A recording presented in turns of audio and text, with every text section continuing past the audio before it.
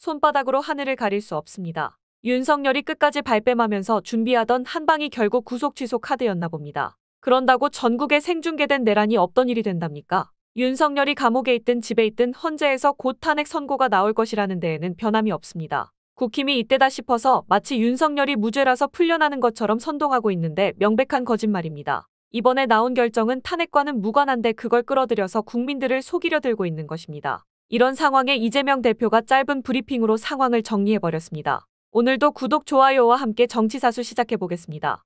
검찰이 산수를 잘못했다고 해서 다시 할게요. 검찰이 그 초보적 산수를 잘못했다고 해서 윤석열 대통령이 위헌적인 군사 쿠데타를 해서 헌정질서를 파괴했다는 그 명백한 사실이 없어지지는 않습니다. 여전히 내란은 진행 중이고 내란 극복이 지금 현재 우리의 가장 중대한 과제입니다. 우리 위대한 국민과 함께 반드시 빛의 혁명을 완수하도록 하겠습니다. 대통령 탄핵 선고에 영향을 미칠 것이라고 보시나요? 말씀드린 것처럼 검찰이 산수를 잘못한 것 때문에 명백한 군사 쿠데타 위헌적 행위가 없었던 게 되지 않습니다. 헌재 판단에는 아무런 영향을 주지 않을 것이다, 이렇게 생각합니다.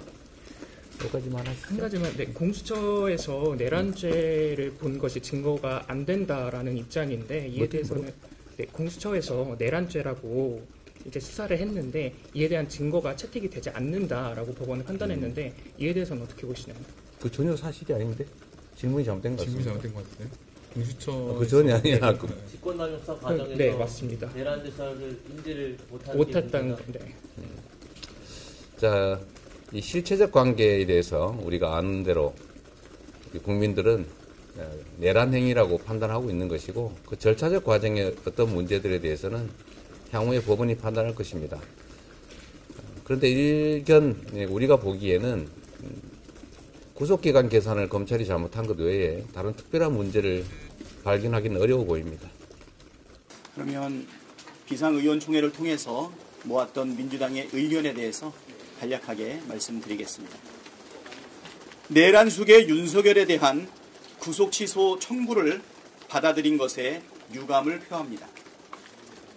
검찰은 즉시 항고를 함으로써 국민적 상식에 부합하는 판단이 나오도록 해야 합니다. 윤석열이 법률과 헌법을 중대하게 위반한 사실은 변함이 없습니다. 더불어민주당은 내란의 신속한 종결을 위해 모든 조치를 다하겠습니다. 이상입니다. 혹시 뭐 질의사항 있으면. 국민의힘에서는 검찰이 즉시항고 하는 게 위헌이라고 주장을 하는데 거기에 대해서 민주당 입장이 어떤지. 법률위원장 이용호입니다. 그 구속 집행정지 사건과 관련된 판단이 있었을 뿐이고요. 구속 취소와 관련된 어떠한 그 현재의 위헌 판단이 없었습니다. 결부시키는 것은 적절하지 않습니다. 그 조금 더 그런 설명을 드리면 구속 취소 결정문을 아마 다 보셨을 거예요. 결정문을 토대로 해서 이번 법원의 판단을 좀 요약을 좀 잘 하셔야 될 것 같은데요. 그 구속 적부 심사 청구 기간이 시간으로 산입되는 부분 하나가 있고 두 번째는 체포 적부 심사 청구 기간과 관련해서 이걸 산입할지 여부 두 가지가 쟁점이었는데 두 가지 다 변호인이 주장한 내용들을 받아들였는데 첫 선례입니다. 그리고 첫 선례이기 때문에 굉장히 좀 조심스럽게 판단을 하고 있고요. 이래서 이런 부분들에 대해서는 분명하게 좀 다른 이견들이 있고 과거의 관행과도 다르기 때문에 그 항고 법원을 통해서 다시 한번 좀 판단을 받아봐야 될 중요한 사안이다. 이런 취지에서 즉시 항고를 강하게 좀 요구하는 부분이고요. 그다음 나머지 예를 들면 변호인 측에서 주장했던 공수처가 과연 내란죄 수사권이 있는지 이런 등등에 대해서는 그 피고인 즉 변호인들의 주장만으로 위법하다고 보기 어렵다. 그걸 가지고 구속 취소 결정을 한 것은 전혀 아니다. 이 지점을 조금 명확하게 해야 될 것 같습니다.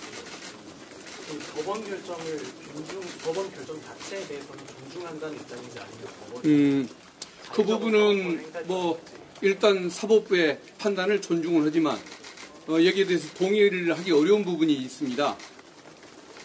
체포 적부심 기간을 뺀다든가 구속 적부심 기간을 날로 계산하는 것이 아니고 시간으로 계산해주는 이렇게 중요한 어떤 의견 변경, 이 중요한 견해를 왜 하필이면 몇십 년 동안 다른 피의자에게는 적용하지 않다가 윤석열 피의자에게 이걸 적용하는 것이냐, 이런 부분에 대한 의문의 여지가 분명하기 때문에 즉시 항고를 통해서 반드시 다툴 필요가 있다, 이런 생각을 하는 것입니다. 그럼 혹시 다른 피의자들한테 적용하지 않는데 이게 왜 윤석열 대통령한테만 적용됐다고 좀 생각하는 이유랑 그리고 이게 탄핵 심판 선고에도 영향을 미칠 거라고 보시나요? 이 부분은 그동안의 구속적부심 실무례가 항상 날을 계산으로 해왔습니다. 날짜를 기준으로 계산해왔고 시간으로 계산하는 것은 저는 이번에 이걸 처음 경험하는 실무 사례인데, 이 부분이 윤석열 피의자에게 처음 적용됐기 때문에 처음이라고 있는 그대로 말씀을 드리는 겁니다.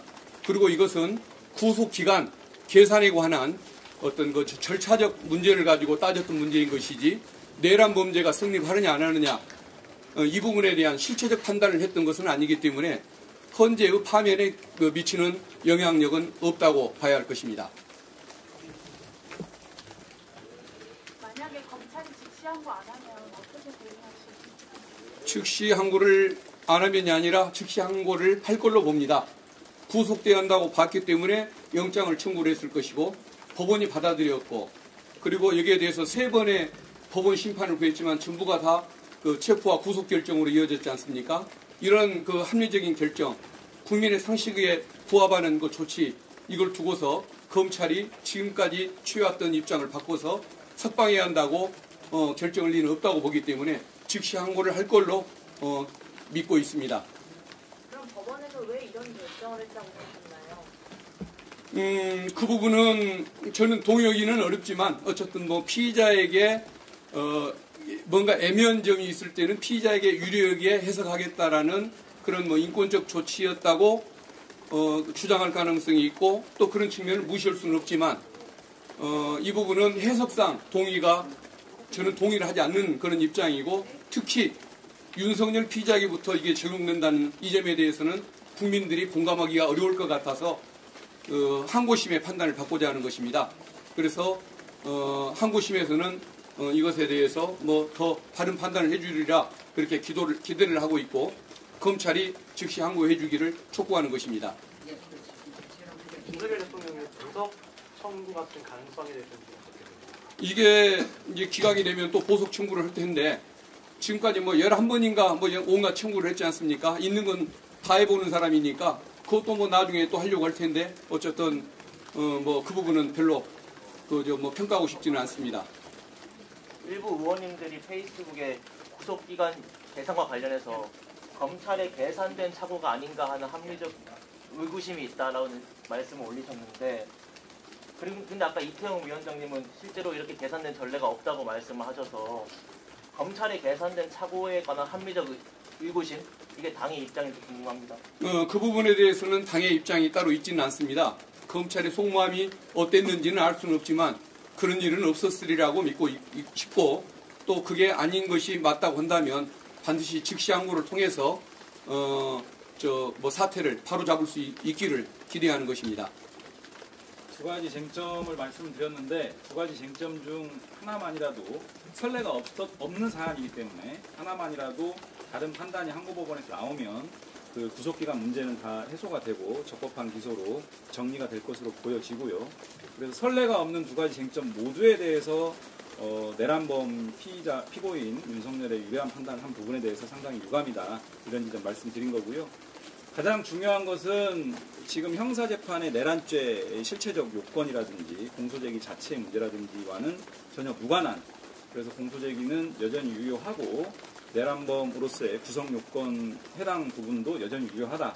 그리고 현재 탄핵심판 사건의 탄핵 소추 사유 판단과는 전혀 무관한 결정이다, 이런 지점 다시 한번 강조하겠습니다. 어쨌든 법원 결정이 나온 건데 이 수사 과정에서 검찰이나 공수처의 수사 과정에서 아쉬운 부분이라거나 지적하셨던 부분 안에서 혹시 있으셨을지 궁금합니다. 그 부분은 있지는 않았습니다. 일단 법원의 판단 사유가 변호인들이 그런 주장을 하고 있다는 점도 참고한다고 했지 잘잘못을 직접 판단한 그런 사안은 아니지 않습니까? 그래서 법원이 그 잘잘못을 명백히 판단한 것도 아니고 더구나 윤석열 그 피고인의 어떤 엄정한 처벌을 위해서 노력해왔던 수사기관을 지금 뭐 그렇게 정확치도 않은 결정을 가지고 비판할 수는 없기 때문에 그런 부분에 대한 논의는 아직 없었다는 점 말씀드립니다. 비공개 요청하실 때 이재명 대표가 직접 이 사건 관련해서 결정 관련해서 말씀하신 거 있어요? 대표는 말씀 없으셨습니다. 재판부가 심정인치 절차, 수사권 문제 거론하면서 절차의 명확성을 기하고 수사 과정의 적법성에 관한 의문의 여지를 해소하는 게 바람직하다 이렇게 설치를 했는데 사실상 이거는 법적 미비가 좀 있다고 보여지는데 어떻게 보세요? 그 부분에 대해서는 변호인이 온갖 주장을 했는데 그런 주장들도 있는 것을 뭐 참고한다는 의미로 방론으로 저는 써놨다고 그걸 표현을 믿고 싶습니다. 결정문에 보면은 그게 그래서 위법하다고 평가를 해놓은 건 아니지 않습니까? 그런 뭐 시비적 요소도 뭐 고려한다라고 얘기를 했지 뭐 잘못됐다고 뭐 판단한 건 아닌 걸로 알고 있고 그리고 그런 그 판단이 있었다고 할지라도 기존의 그 세 개의 재판부에서 문제가 없다고 이미 평가를 했기 때문에 거기에 그렇게 크게 의미를 두고 싶지는 않습니다. 절차적 명확성이나 이런 부분들은요, 앞서 말씀드린 그 구속 적부 심사 기간 산입 여부와 관련된 하고 연결해서 좀 이렇게 결론을 그렇게 맺은 것 같고요. 앞에 수사권 문제라든지 이런 부분들에 대해서는 결정문 보시면 피고인의 주장만으로 위법하다고 판단하기 어렵다 이렇게 판단을 했습니다. 그렇게 이해해 주시면 될 것 같고 지금 윤석열 피고인에 대한 애초에 구속 사유가 증거인멸을 핵심으로 하는 사유였지 않습니까? 그 부분에 대해서는 여전하기 때문에 이 부분 중심으로 해서 다시 한번 즉시항고를 통해서 판단을 받고 인신구속 상태에서 재판이 이루어져야 된다 이런 입장을 분명하게 말씀드리겠습니다. 오늘 내용은 여기까지입니다. 유익하셨다면 구독과 좋아요 한 번씩 부탁드립니다. 대한민국이 바로 서는 그날까지 정치사수가 함께하겠습니다. 감사합니다.